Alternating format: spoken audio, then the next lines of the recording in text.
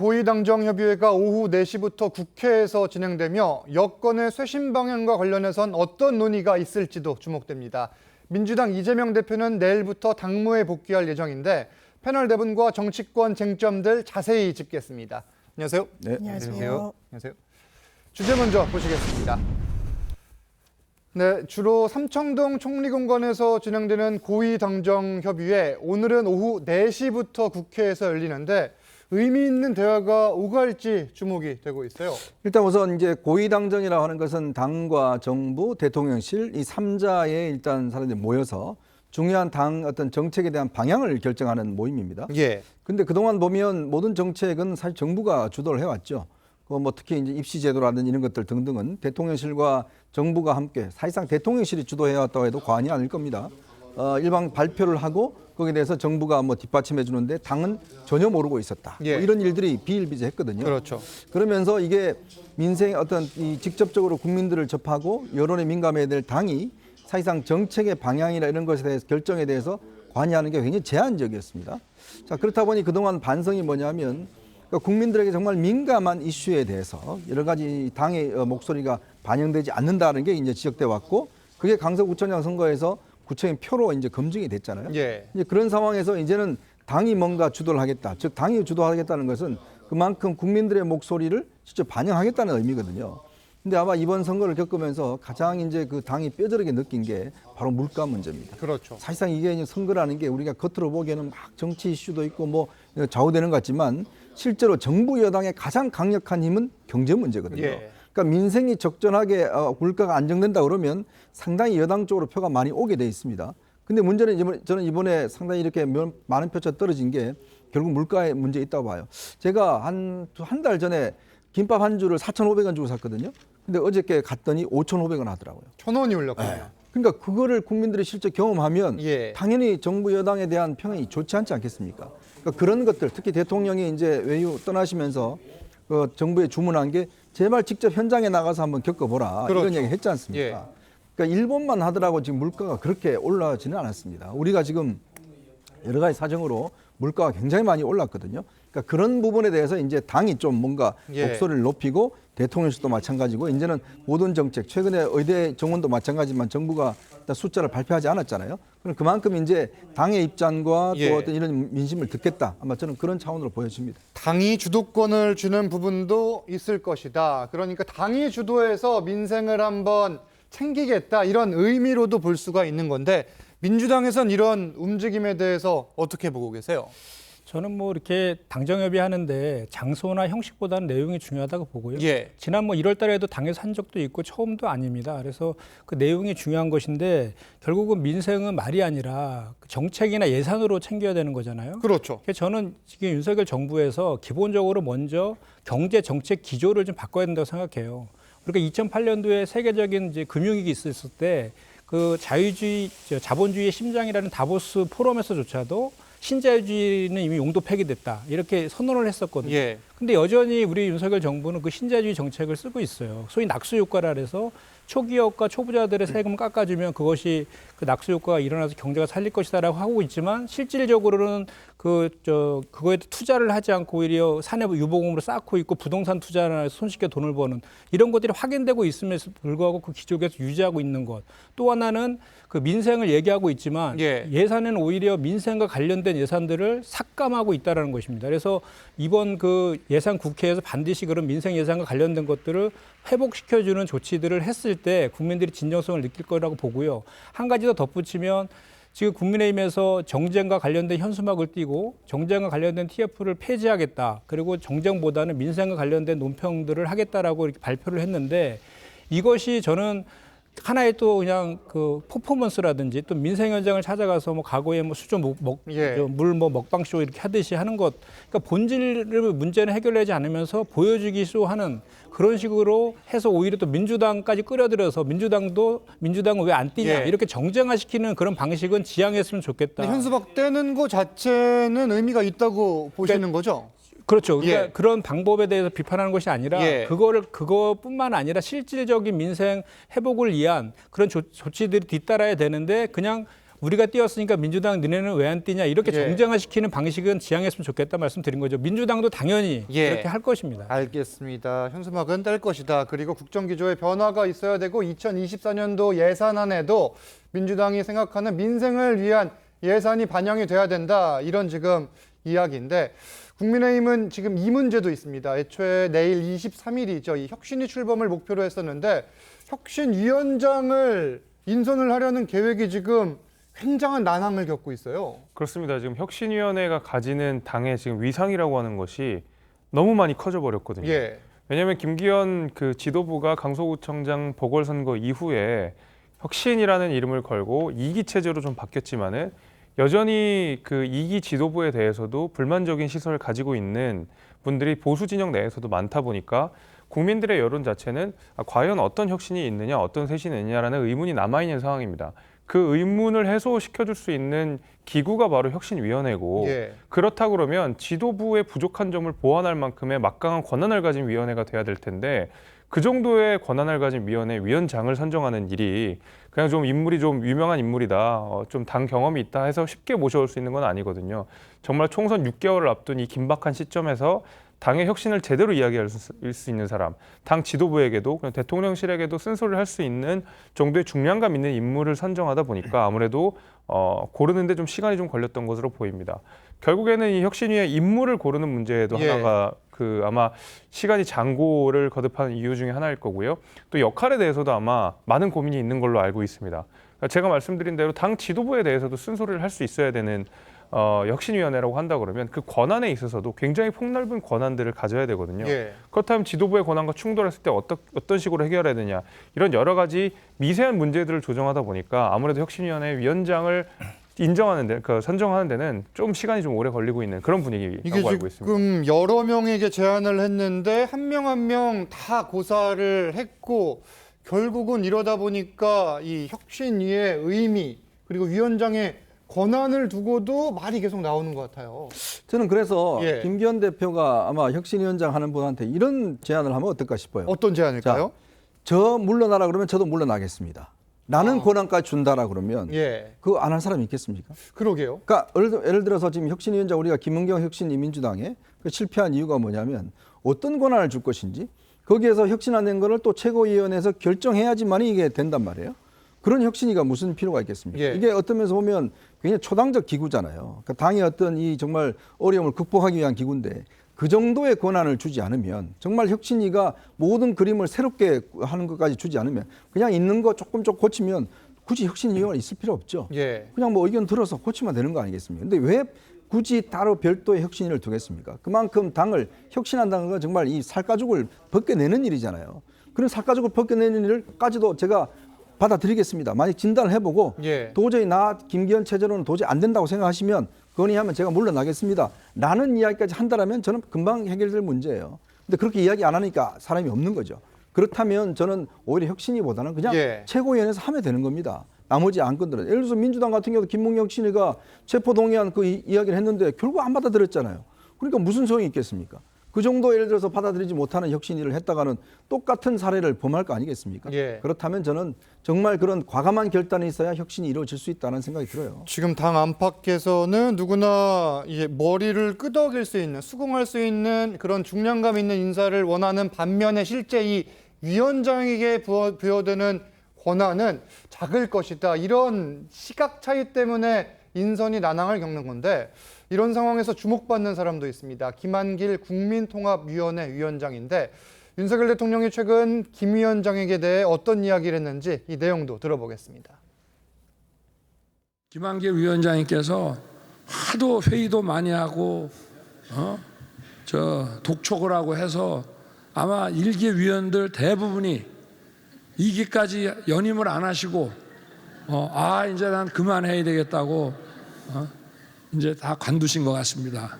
우리 모두 한번 우리 김한길 위원장님과 위원님들께 박수 한번.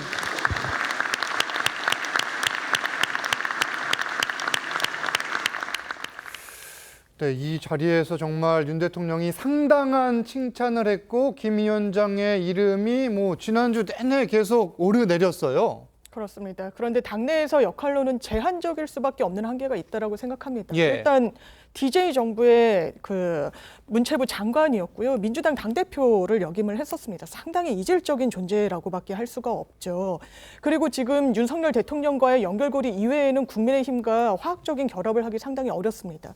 과거에 뭐 검찰총장으로서 국정감사장에 직접 본인이 가서 법사위원이 아님에도 불구하고 뭐 전 과정을 지켜봤다. 최근에는 굉장히 사사롭게 편하게 대통령께 직언을 할 수 있는 지위에 있다라고 하지만 가장 중요한 건 총선을 앞두고 어떤 역할을 하는가부터 아니겠습니까? 워낙에 이제 정계 개편을 많이 해왔던 분이기 때문에 신당 창당과 관련해서 대통령의 의중을 실어서 그 방향으로 나아가지 않겠느냐라는 전망들이 많이 나오지만 그게 과연 원하는 방향대로 이루어질 수 있을 것인가. 기본적으로 나오는 게 김영삼 전 대통령 당시 신한국당 창당 이야기가 비유대로 많이 이제 거론이 되고 있는데요. 예. 그 당시에는 정치적 여건이 지금과 같지 않았습니다. 대통령이 상당히 지지율이 많이 나왔어요.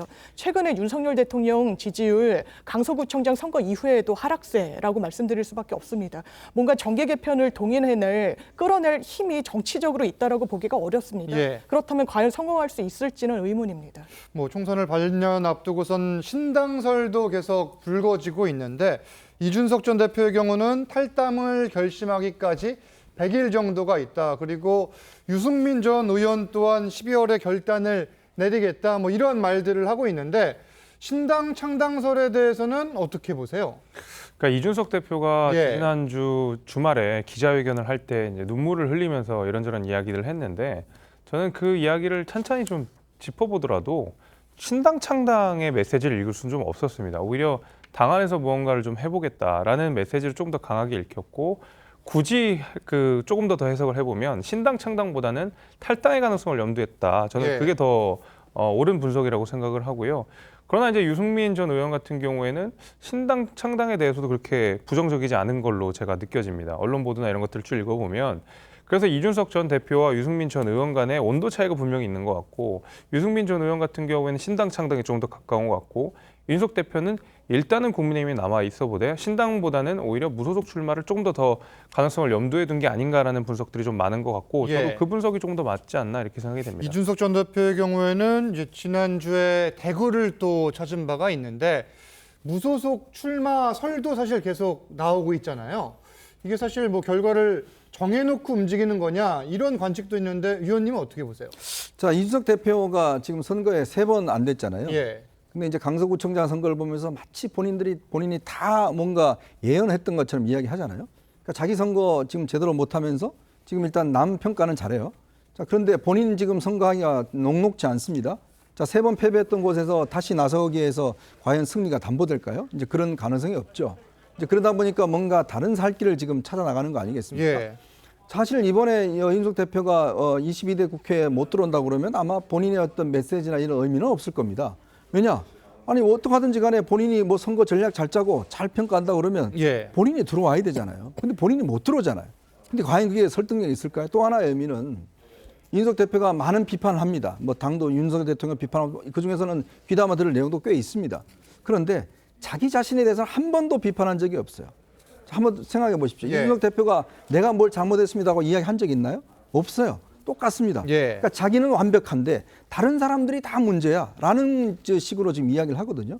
이런 리더십 갖고는 허용되지 않습니다. 본인이 그렇게 윤 대통령 비판하고 당을 비판하는 것 똑같은 모습을 본인이 지금 하고 있는 거잖아요. 예. 그런 상황에서 과연 국민들이 이준석 대표를 어떤 선택을 할까요? 그리고 선거라는 건요. 20대, 30대 자기를 따르는 세력만 찍어준다고 되는 게 아닙니다. 20대부터 60대, 70대, 80대까지 다 지지해야 국회의원 될 수 있어요. 예. 그래서 국회의원이 힘든 거예요. 국회의원이 그냥 이 말 잘한다고 국회의원 뽑아주고 이런 거 아닙니다. 다 이 모든 연령층들이 골고루 그 사람을 지지해야 국회의원 되는 거거든요. 과연 그럴 자신이 있나요? 예. 그럴 자신이 있으면 신당 만들어 봐도 저는 괜찮다고 생각이 듭니다. 뭐 물론 하태경 의원의 경우에는 이준석 전 대표가 당에서 나갈 경우 청년층 지지를 얻는데 문제가 있을 수 있다. 뭐 이런 의견도 밝혔는데 지금부터는 이 민심 회복에 나선 윤 대통령의 행보도 짚겠습니다.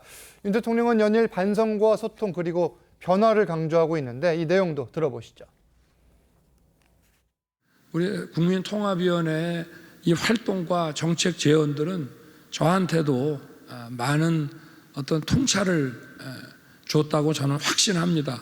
다만 그것이 얼마나 이 정책 집행으로 이어졌는지는 저와 또 우리 내각에서 좀 많이 돌이켜보고 반성도 좀 많이 하겠습니다.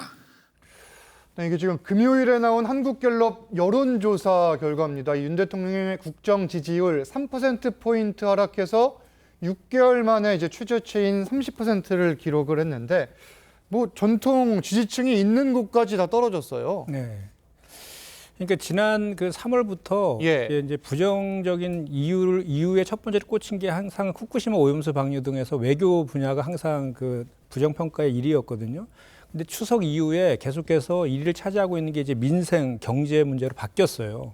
그만큼 지금 뭐 고물가와 고금리 예. 때문에 이제 뭐 생활물가도 폭등을 하고 그다음 가계부채가 대단히 늘었는데 그 고금리로 인해서 그 이자 갚는 것도 되게 이제 버거운 그런 상황 속에서 국민들의 삶이 너무 힘들어진 거죠. 그래서 결국은 그 민생 문제 때문에 그렇다는 것이고 그런 민심이 지난 보궐선거에서 나타났다고 보는 거예요. 그러니까 예. 여당의 가장 강세 지역인 마곡지구에는 2030과 그 이제 청년 세대들이 좀 많이 살고 있고 또 그 중산층과 중도층이 많이 살고 있고 그 햄에도 불구하고 16% 차이로 우리 민주당 후보가 이겼거든요. 그만큼 그 청년과 그 중산층과 중도층까지도 지금 등을 돌린 그런 민심이거든요. 그거에 대한 것은 분명한 것은 이제 민생과 경제에 문제가 있다라는 게 이제 확인이 된 것이고 그렇기 때문에 아까도 제가 말씀드렸지만 윤석열 정부와 여당에서 정말로 이런 지지율을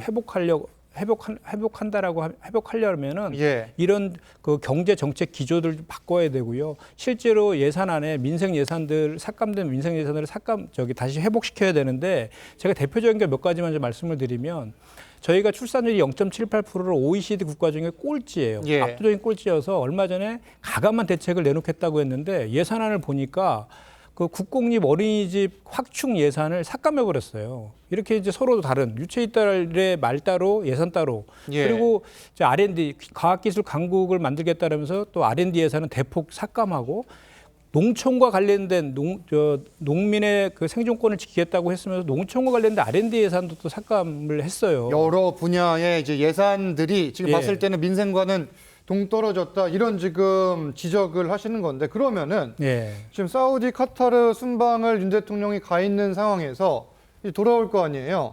어떤 변화가 예상이 됩니까? 위기감을 지금 느끼는 건 확실하거든요. 그럼요. 저는 큰 변화의 폭이 있을 거라고 봅니다. 예. 이제 뭐 일간지에서도 나왔지만은 그 윤석열 대통령의 이런 정치적인 위기 상황에서 과감하게 변화하는 리더십을 통해서 그 위기들을 돌파해 나갔다 이런 언론 보도가 있는데 아마 저도 그런 모습들을 기대하고 있습니다. 예를 들면 대통령실에서 문제가 학폭 논란으로 있었던 김승희 전 비서관을 그렇죠. 하루 만에 이렇게 말하자면 사퇴를 하게 되는 예, 이런 7시간 것들을 만에 보면 사표 수리가 됐어요. 그럼요. 이제 이런 것들이 이제 위기에 대응해서 국민들께서 문제가 있다고 생각하는 것들은 최대한 빠르게 해결하고 예. 문제가 있는 정책에 대해서도 빠르게 전환을 해서 전향적으로 바꿔보겠다. 이런 의지가 전 있는 것으로 보고요. 얼마 전에 국민통합위원회의 어떤 회의 석상에서 말씀하셨던 내용 중에 반성이라는 말이 있었습니다. 근데 이 대통령에서 나오는 반성이라는 말은 일반 개인이나 사인의 어떤 반성이라는 의미와는 천양지차입니다. 왜냐하면은 대통령이 반성을 언급하는 순간 관련된 정책들이라든지 예산이라든지 관련 공무원들이라든지 이런 행태들이 전부 변해야 되기 때문에 예. 그 반성이라는 단어의 의미 자체가 가지는 무게가 굉장히 크거든요.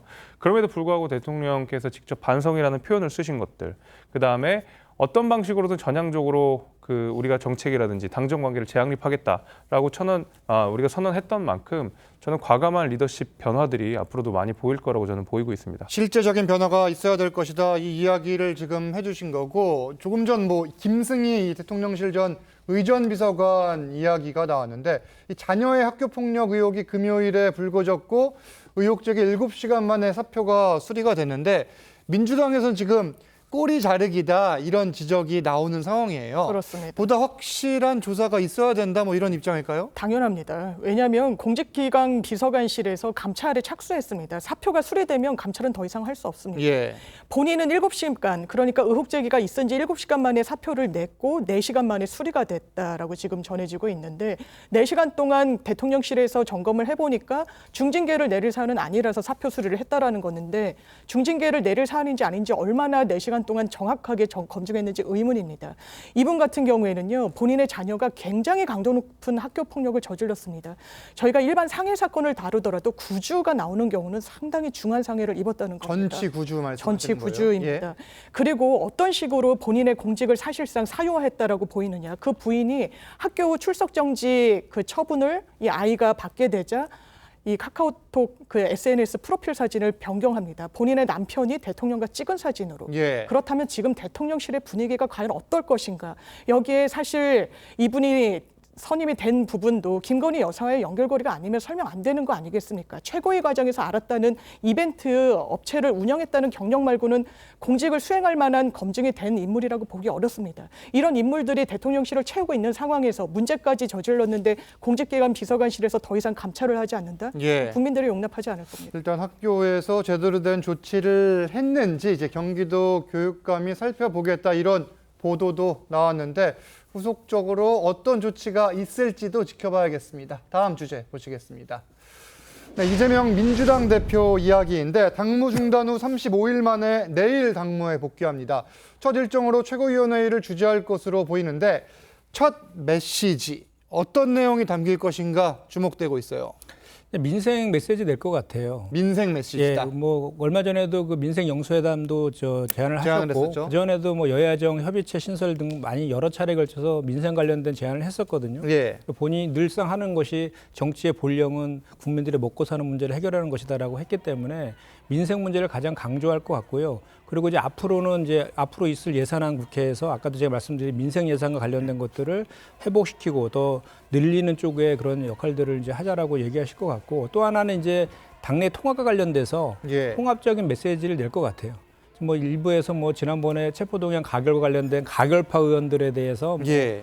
뭐 이렇게 징계를 하라 마라 이런 얘기들이 좀 많이 회자되고 있는데 그렇죠. 그런 주장들을 하는 이제 그 부류가 있는 것이고 예. 또는 그런 부류까지 다 포함해 가지고 당을 통합적으로 이제 이끌어야 된다라는 의견도 있는데 지금 현재 우리 당 같은 경우는 상황이 영장도 기각됐고 보궐선거에서 압승하는 그런 상황이기 때문에 예. 이재명 대표의 리더십이 강고하게 서 있거든요. 그리고 지금 국감 시즌이기도 하고 앞으로는 예산안 국회이기도 하고 또 하나는 12월 달에 이제 그 특검 법안 2개 김건희 주가 조작과 예. 그리고 50억 클럽 특검이 지금 본회의 의결을 앞두고 있거든요. 그 관련해서도 이제 이재명 대표의 수사가 거의 다 마무리되고 있다 기소 단계로 넘어가 있지 않습니까?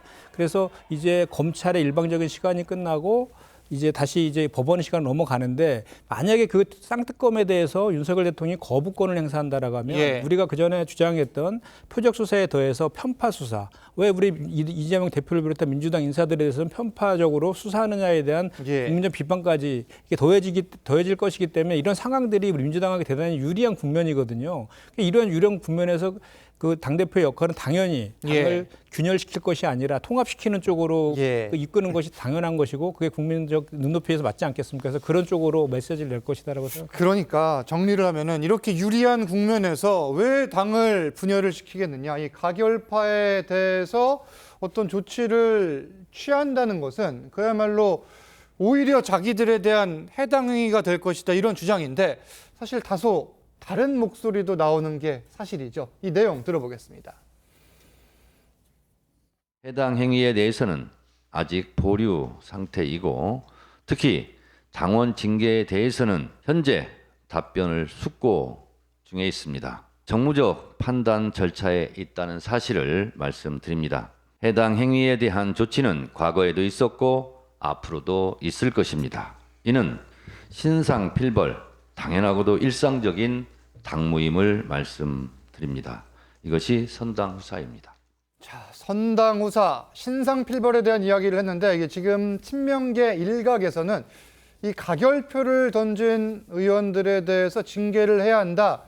이런 주장이 나오는 게 사실이잖아요. 네. 고민될 것 같아요. 뭐 이 대표가 내일 이제 첫 출근을 하면 예. 민생과 통합 뭐 이런 메시지를 내겠다 아마 낼 것 같습니다. 그렇죠. 자 그런데요, 국민들은 법인카드가 없어요. 예. 그 국민들은 자기 돈으로 사 먹어야 되거든요. 근데 본인은 법인카드로 다 하셨잖아요. 예. 자 그러면 뭐 아직은 확실히 네, 그러니까 뭐 그동안 뭐 아닙니다만. 나온 거를 보면 예. 자, 국민들은 그러면 본인의 그 벌은 돈으로 모든 걸 소비를 해야 되는데 본인은 그렇지 않으셨단 말이에요. 그렇다면 그러면서 국민들의 민생을 이야기합니다. 예. 이 모순점들은 어떻게 할 건가요? 그러면 국민들 법인카드 하나씩 다 나눠드릴 건가요? 그러니까 본인이 그동안 그러면 이 부분에 대한 본인의 해명과 답변은 어떻게 해야 될 것인지. 예. 자, 통합은 저는 겉으로는 통합 이야기할 것 같습니다. 그런데 통합이 아니라 서서히 죽이는 방법을 택하겠죠. 서서히 공격을 할 것이다. 네. 예. 그러니까 그런 면에서 저는 이재명 대표가 아마추어는 아니라고 봅니다. 본인이 그동안 뭐 정치를 이렇게 민주당을 끌고 온 그 배경에는 그러니까 이런 것들을 어떻게 해야 될지 아마 알 겁니다. 그러나 또 한편으로 지금 정청래 최고위원으로 대표되는 강경파들은 예. 징계해야 된다라고 이야기를 하고 있어요. 뭘 징계하죠? 뭘 잘못했다고? 본인이 지금 이야기를 한 거는 그럼 탄원서 안 써준 거 갖고 징계할 겁니까? 아니면 내가 그 불체포 특권 행사 안 하겠다라고 이야기했는데 그 가결표 찍었다 어떻게 할 건데요? 예. 가결표 찍었는지 안 찍었는지 어떻게 할 겁니까? 확인할 방법이 사실상 없습니다. 관심법으로 다 볼 건가요? 예. 너 찍었지라고 이제 징계할 건가요? 그러니까 말이 안 된다는 거죠. 앞뒤로 이야기를 해서 민주당 그동안 더불어민주당 이전에도 계속 당명의 민주당이라는 이름을 걸고 있습니다. 그런데 그런 민주당에서 우리가 가진 국회법과 헌법의 정신을 어기고 이런 것들을 징계하겠다고요? 말이 안 되는 이야기죠. 그렇기 때문에 아마 저는 이재명 대표가 그렇게 거칠게는 하지 않을 것 같습니다. 서서히 시스템 공천이라는 명분을 내세워서 예. 그러니까 이 비명계들에 대한 것들을 스스로 시장에서 어떤 면에서 보면 배척하는 그런 방법을 택할 거로 저는 예상이 됩니다. 그러니까 가결파들에 대해서 직접 징계하지는 않더라도 공천상으로 어떤 식으로든 불이익을 줄 것이다. 뭐 이런 관측이 나오는 건데 장 부위원장님은 이런 의견에 대해 어떻게 생각하세요? 저는 일단 통합으로 갈 수밖에 없을 것 같습니다. 예. 실질적으로 짚어주신 대로 5명을 선별할 수조차 없습니다. 그렇지만 당 최고위에서 이런 이야기를 하는 거는 뭔가 뭐 엄포형 투트랙 이런 전략적인 판단이 있다라는 생각은 들고요. 이재명 대표가 말씀 주신 대로 지금 통합을 이야기하고 당내에 어떤 단일 대우로 가서 총선을 치르는 것이 눈앞에 펼쳐져 있고 뭔가 윤석열 정부의 실정을 부각하면서 민주당이 대안을 내야 되는 그런 숙제를 갖고 있는 상황에서 내부 분열로 비춰질 수 있는 그런 선택을 하지는 않을 거라고 생각하고 이 윤리위 심판위에 넘어간 만큼 그 절차에 따라서 그 트랙을 밟으면 되는 것이지 예. 당 대표가 뭔가 징계를 할 필요는 없다고 생각합니다. 공천상의 불이익 부분은 어떻게 보세요? 저는 공천이란 건 민주당에서 지난번에도 중앙위 의결 등을 통해서 예. 시스템적으로 정비를 한 적이 있습니다. 그렇다면 거기에 따라서 그 개별적으로 판단을 받으면 되고 또 경선을 하거나 이런 여러 루트가 있기 때문에 단순히 비명, 반명, 친명 이런 잣대로 공천을 하는 건 예. 공천 총선에도 큰 어떤 유효한 결론을 가져오지 않을 수 있기 때문에 그런 선택은 하지 않을 거라고 생각합니다. 않을 것으로 본다. 뭐 이렇게 이야기를 해주셨는데 이 대표 당무에 복귀하지만 이 대장동 의혹 등 재판에는 계속 나가야 됩니다. 당장 오는 24일이죠. 이 당일 재판에는 국정감사 때문에 출석하지 않을 걸로 보인다. 이런 이야기가 나오는데 맞습니까?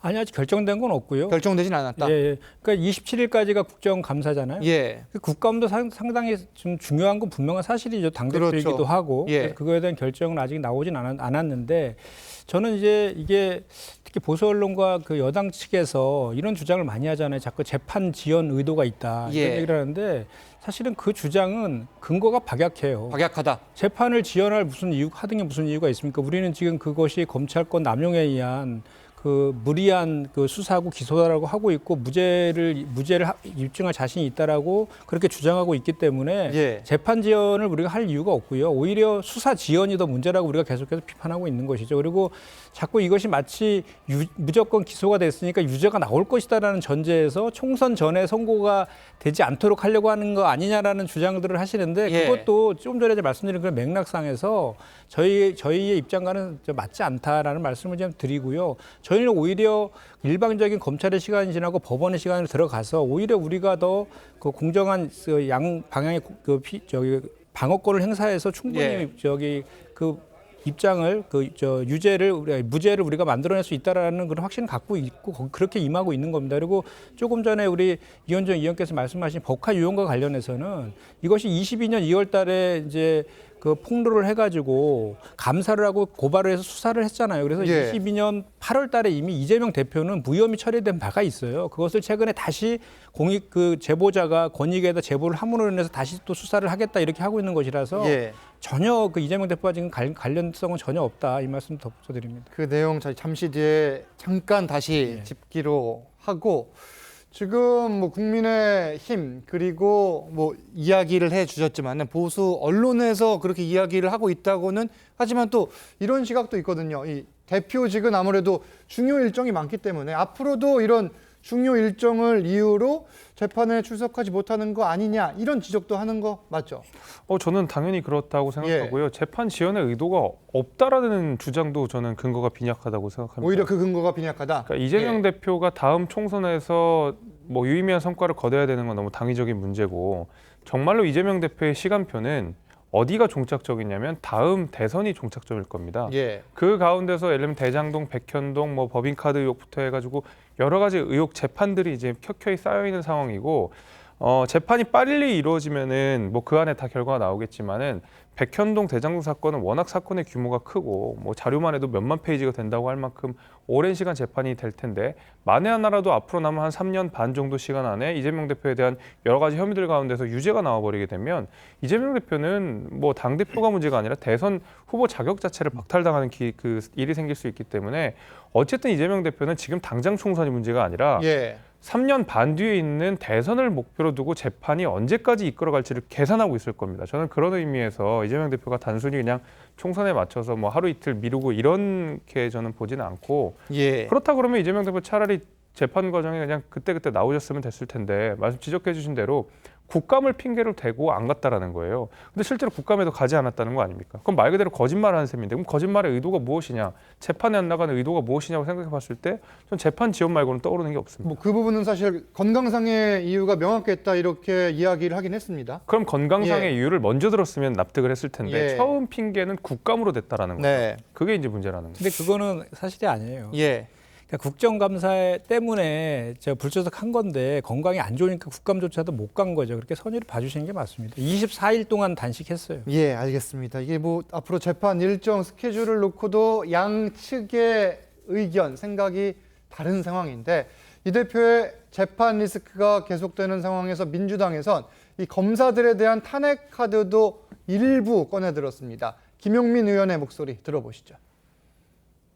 최근에 논의되거나 의혹이 제기되고 있는 이런 사건들을 좀 선별해서 탄핵 절차를 추진할 계획입니다. 이정석 2차장도 같이 검사하시는 위법이 확인되면 뭐 굳이 가릴 필요는 없다라는 생각을 가지고 있는데 누구일까 뭐 검토한다 이렇지는 않습니다.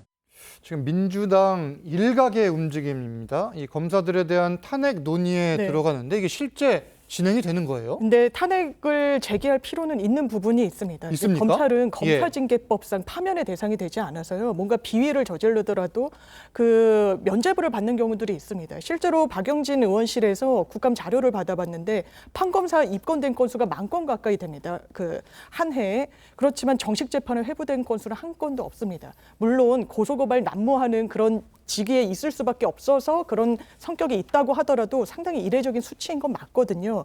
그렇다면 구체적인 검찰 탄핵 제가 봤을 땐 대부분의 검사분들은 묵묵하게 본인의 임무를 수행합니다. 예.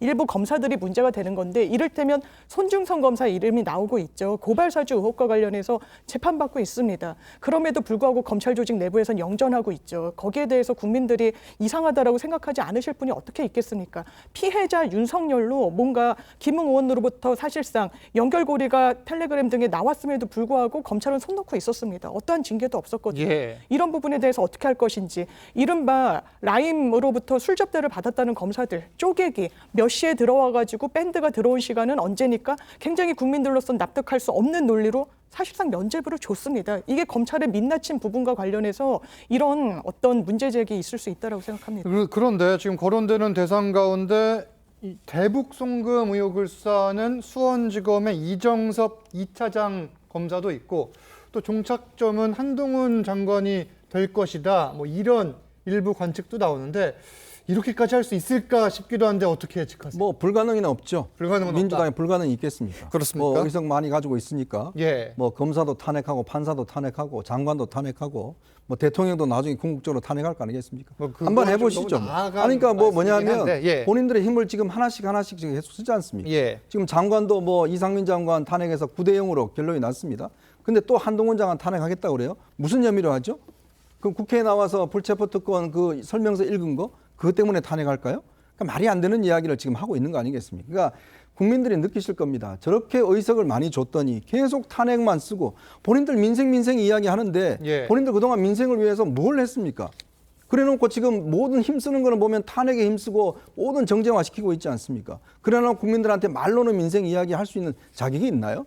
그러니까 지금 이렇게 됐으면 강서구청 선거 지금 여당은 반성하고 있습니다. 그럼 야당은요? 그럼 잘했기 때문에 또 더 할까요? 이 저 탄핵을? 그러니까 다 모조리 탄핵을 해요? 예. 대법원장도 그냥 저 낙마시키고 다 해버려요? 그러니까 그런 어떤 생각들이 결국은요. 이번 선거의 교훈은 오만하면 반드시 국민이 심판한다는 겁니다.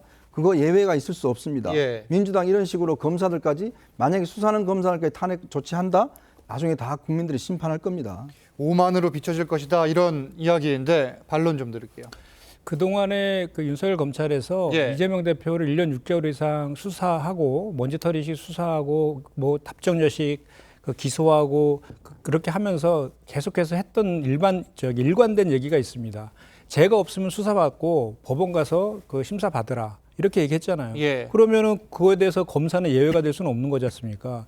지금 이분 같은 거 이정섭 차장검사 같은 경우는 본인이 이장 전입은 인정도 했어요. 거기다가 김영란법 골프장 골프장을 예약하는 것을 청탁했다든지 이런 거로 김영란법 위반 등의 소지도 있고 뭐 직권남용 권리해상 방해, 범죄 기록 조회 및 공무상 비밀 누설 등으로 이미 고발도 돼 있거든요. 이렇게 비위 있는 검사에 대해서는 그러면 그냥 이재명 그 대표에 대한 그 예. 수사를 담당하는 그 검사이기 때문에 그냥 둬야 된다라는 논리는 어디서 성립하는 것입니까? 저는 그렇지 않다고 보고요. 의혹이 있으면 당연히 그에 대해 수사해야죠. 예. 저는 그렇게 그것이 오히려 공정과 상식을 얘기하는 윤석열 그 정부에서 취할 태도라고 저는 생각합니다. 해당 사건을 수사를 하고 있는 이 차장 검사이기 때문에 겨냥을 한 것이냐 아니면은 죄가 있으면은 뭐 마땅한 조치가 있어야 된다 이렇게 의견이 부딪히는 상황인 것 같고 이 대표 부부의 법인카드 의혹을 폭로했던 공익신고자는 내일 검찰에 출석합니다. 적극 조사에 임하겠다 이런 입장인데 직접 들어보시죠. 어제 저녁에 검찰 쪽에서 전화를 따로 받았고요. 23일 날 10시에 나가는 거 얘기가 됐습니다. 제가 권익위에 이재명 대표를 부정부패로 신고했던 내용을 제가 신고인 자격으로 출석하는 거니까요. 검찰에서 물어보는 대로 최대한 대답을 잘 할 생각입니다. 권익위에 그때 자료를 다 제출했기 때문에 추가 증거나 이런 거를 요구를 하면 그거에 따라서 제가 제출해야 되는 게 있으면 모두 제출할 예정입니다. 추가 증거가 더 제시될 수 있는 상황이라고 하는데 이게 지금 뭐 수사를 계속 해왔고 지금 이어가는 거잖아요. 그렇습니다. 이 대표에게 어떤 영향이 있을 수 있을까요? 저는 크지 않을 것 같습니다. 크지 않을 것 같다. 왜냐하면 공익제보자로 인정받았죠. 그렇지만 통상의 공익제보자의 제보 방식과는 좀 다른 측면이 있습니다. 쪼개서 뭔가 계속해서 언론에 환기를 하는 부분이 있고 수사기관의 수사를 지켜보기 마련인데 좀 독촉하는 뉘앙스로 언론 인터뷰를 하고 있습니다. 그렇다면 이분이 겨냥하는 것은 아무래도 이재명 당시 경기도지사일 텐데 아까 말씀 주신 대로 한번 무혐의를 받았고요. 무혐의가 다시 한번 기소 의견으로 되기 위해선 사정 변경이 있어야 되는데 그 부분은 그렇지 않아 보이고 새로 제기했다는 어떤 의혹 제기 등을 살펴보더라도 이재명 대표를 직격하는 어떤 혐의로 나아가기는 상당히 부족해 보입니다. 이 의원님은 어떻게 보세요? 새롭게 나오는 이야기는 보면 본인이 이제 그 이재명 대표의 아침 식사, 샌드위치, 그다음에 이제 뭐 샴푸라든지 등등 이런 것도 다 했다는 거 아니겠어요? 그렇다면 생각해 보십시오. 그러니까 이재명 대표는 그냥 아침에 내가 빵 있으니까 빵 먹었다. 근데 그게 뭐 나는 몰랐다. 법인카드인지 몰랐다. 나 샴푸 있으니까 그거 뭐 내가 그 샴푸 쓰니까 그냥 했다. 이렇게 이야기하지만 그 과정을 본다면 대부분 법인카드의 사용자가 이재명 대표로 돼 있습니다. 자, 그러면 이거를 경찰에서 무혐의한다는 게 저는 납득이 되지 않아요. 왜냐하면 지금 법인카드의 총괄적인 총책임자는 경기도 지사였습니다. 그럼에도 불구하고 지사에 대해서 혐의가 없다라는 거, 이거는 이제 다시 지금 이제 국민권익위에서 국민권익위가 검토를 해보니 이거는 뭔가 수사를 다시 해야 되겠다라 해서 대검에다 이첩을 했고 대검에서 수원지검으로 넘겼지 않습니까? 저는 그렇다면 이 법인카드를 관리 감독하고 또 그걸 직접 혜택을 본 사람이 누구냐? 그게 바로 핵심인 거 아니겠어요? 근데 이재명 대표는 나는 몰랐다. 그냥 있으니까. 뭐 지금도 재판받는 거 보면 정진상이겠죠. 내가 했습니까? 라고 이야기를 하잖아요. 그러니까 이재명 대표는 그래요. 본인이 말을 안 했기 때문에 그것이 내가 시켰는지 안 시켰는지 그냥 있으니까 먹었다고 이야기를 하지만 그러나 누가 그게 타당하다고 보겠습니까?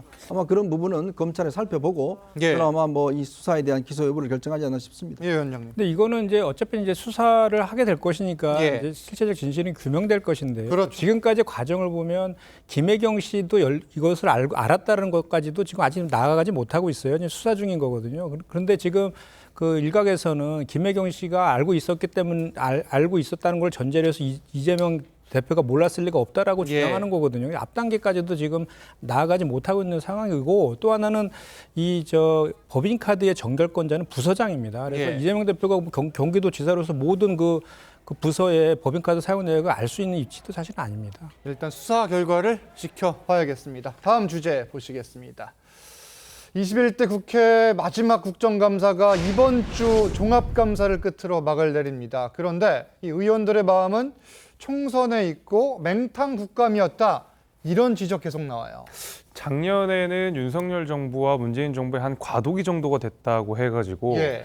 국민의힘과 더불어민주당이 서로 내 탓이다 공방을 좀 해가지고 그때는 또 그때대로 많은 비판들이 좀 있었습니다. 그렇죠. 그래서 제가 아직도 그 기억이 생생한데, 그래서 이번 국감 때는 정말로 야당이 제대로 된 질의를 하느냐, 윤석열 정부의 어떤 정책 방향성들을 제대로 짚어내느냐 하는 데에 대해서는 저도 나름의 기대를 갖고 있었습니다. 거기에 대해서 우리 정부는 어떻게 이야기하고 여당 의원들은 어떤 식으로 방어를 해내는지, 이게 사실 저의 관전 포인트였는데 오히려 이번엔 너무 아무 일도 없이 그냥 지나가 버린 느낌입니다. 예. 지난해 국감은 너무 치열하게 정쟁만 있었다면 이번에는 그 흔한 정쟁도 별로 없었다라고 하는 것이, 사실 이 국감이라고 하는 것이 국회 일정 중에 가장 꽃이라고 불리고 가장 중요한 일정으로 불리는데, 그렇죠. 우리가 총선을 앞두고 정말로 마지막까지 국회의원으로서 지켜내야 될 책무를 여당, 야당이 모두 그냥 약간 소홀하게 한 것이 아닌가라는 아쉬움이 남는 국감이었습니다. 방기한 것 같다, 이런 지적인데, 이런 속빈 국감이란 지적 속에 이 부산 돌려차기 사건의 피해자는 이 참고인으로 국감장에 나와서 의미 있는 이야기들을 했습니다. 영상 보시죠. 저는 어떤 센터랑도 연결이 되지 않았고, 경제기획 보조금 자체도 직접 제가 신청을 하고 다녀야 됐고, 마치 이 세상에 경제 피해자는 나 혼자만 있는 것 같고. 법무부 장관한테 꼭 당부하고 싶은 말이 있으시거나 하시고 싶은 말씀이 있으면. 가해자를 벌하는 것도 또 피해자의 편에 서는 것이죠. 가해자를 강력하게 벌하는 것도 중요합니다. 피해자의 편에서 피해자의 마음을 헤아려야 한다는 말씀에는 100% 공감을 하고, 그게 아무리 해도 지나침이 없을 것 같습니다. 많이 부족하다고 느끼셨을 것 같은데 그 점에 대해서 제가 죄송하다는 말씀 드립니다. 네, 지난 11일 법사위 영상이고, 이후에도 이제 실제 이 법사위장에 나와서 본인의 이야기를 했는데 의미가 있었다, 이런 이야기가 저는 나와요. 상당히 의미 있는 장면이었다고 생각합니다. 피해자가 1심에서 이 가해자 12년형 선고받았을 때 이렇게 이야기했습니다. 판사님, 저는 12년 뒤에 죽습니다 라고 이야기했어요. 왜냐하면 그 당시에는 성범죄로조차 수사기관이 보지 않았습니다. 그냥 언론 주목도가 높아지고 피해자가 지속적으로 문제 제기를 하니까 항소심에 가서야 공소장 변경이 이루어졌습니다. 강간살인 미수로요. 그리고 아주 뒤늦게 DNA 검출 등이 또 바지 등에서 이루어졌습니다. 이게 사실 우리의 현실입니다. 그런데 예. 국감장에서 법원은 검찰 탓하고 검찰은 법원 탓하기도 했습니다. 이번에도. 이런 가운데 피해자가 왜 내가 용서하지도 않은 가해자를 법원이 용서하느냐 등등 상당히 이번 수사의 민낯을 보여주는 여러 가지 유의미한 일을 본인이 정말 피해를 겪음으로 인해서 알 수 있는 부분들의 문제 제기가 있기 때문에 예. 국회는 정말 귀 기울여 들어야 된다고 생각합니다. 네, 돌아오는 주에는 대검 그리고 중앙지법의 국정감사가 있는데 이 대표의 수사와 재판이 또 쟁점이 될 것 같거든요. 어떻게 전망하세요? 얼마 전에 미국 의회에서 예. AI 관련된 청문회가 있었습니다. 그때 당시에 이제 AI 관련 업계 다 CEO들이 나와서 의원들이 정말 진지하게 질문하고 답변하면서 AI가 앞으로 우리가 미칠 수 영향들, 또 통제해야 될 부분들, 그에 대해서 이야기하는 장면들이 생각이 났어요. 저는 이번 국회에서 좀 전에 보신 그 한 장면 이외에는 예. 별로 생각나는 장면이 없습니다. 점점 우리 의회 민주주의가 이게 어떤 특정한 당대표, 특정한 정치 이슈에 거기에만 모든 것들을 집중하고, 더군다나 이번 국감 같은 경우는 민주당 같은 경우는 그동안 장외 집회하느라고 사실 의원들이 국감 준비를 못했어요. 고장까지 다 동원했잖아요. 그 다 동원한 거 사무총장에 다 보고하고 몇 회 집회하고 그다음에 프랭카드 몇 장 건 거 그거 전부 다 보고해야 되고, 과연 그거를 보고받아서 그걸 공천의 기준으로 삼아야 되는 건가요? 정말 저 국회에서 정말 제대로 된 질문과 이걸 하는 걸 점수로 삼아야 될 텐데 예. 점점 이제 그런 장면은 없어지는 것 같습니다. 그렇다면 과연 우리 의회 민주주의가 예. 과연 어떤 제대로 살아남을 수 있을 것인지, 이런 장면들 정말 저는 이 국회 의회민주가 무너지는 장면이 아닌가 그런 생각이 많이 듭니다. 김 위원장님도 의견 있으세요? 예, 그 국감 관련해서 말씀하셨으니까 저는 정말 이번에 그 민심 위반을 확인한 윤석열 정부하고 그 여당에서 정말 정쟁을 지향하고 민생을 챙기겠다고 했으면 실제로 그렇게 해야 됩니다. 이번 국감장에서도 국감은 다들 아시겠지만 국정 전반에 대해서 들여다보는 것이고 당연히 야당의 시간입니다. 그러면 국정과 관련된 뭐 실정이라든지 이런 것들에 대해서 문제 제기하고 대안을 제시하는 자리인데 예.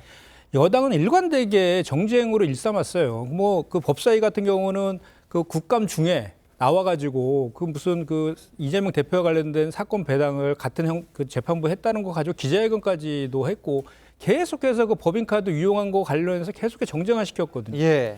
그런 것들에 대한 것을 이렇게 바뀐 모습 안 보이고 계속 그런 모습으로 유체이탈로 말과 언행이 틀리는 말과 행동이 틀리는 그런 모습 보이면 절대로 돌아서 민심이 돌아오지 않을 것이다라는 말씀을 좀 드립니다. 알겠습니다. 야당은 정책 질문들 하셨나요?